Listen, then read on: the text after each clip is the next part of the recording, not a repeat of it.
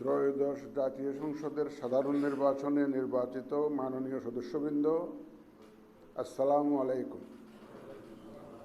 আপনাদেরকে আন্তরিক অভিনন্দন। এখন আপনাদেরকে শপথ বাক্য পাঠ করানো হবে। আপনাদেরকে অনুগ্রহ করে দাঁড়িয়ে শপথ পাঠ করার জন্য অনুরোধ করছি। উল্লেখ্য যে আমি শব্দটি উচ্চারণের পর মাননীয় সংসদ সদস্যগণ ডট চিহ্নিত স্থানে নিজের নাম পাঠ করবেন। আমি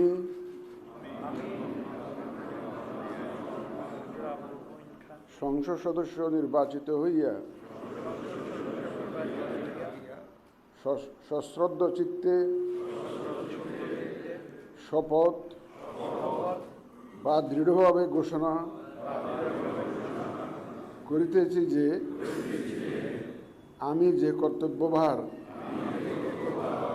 গ্রহণ করিতে যাইতেছি তাহা আইন অনুযায়ী ও বিশ্বস্ততার সহিত পালন করিব। আমি বাংলাদেশের প্রতি অকৃত্রিম বিশ্বাস ও আনুগত্য পোষণ করিব এবং সংসদ সদস্যরূপে আমার কর্তব্য পালনকে ব্যক্তিগত স্বার্থের দ্বারা প্রভাবিত হইতে দিব না। ধন্যবাদ।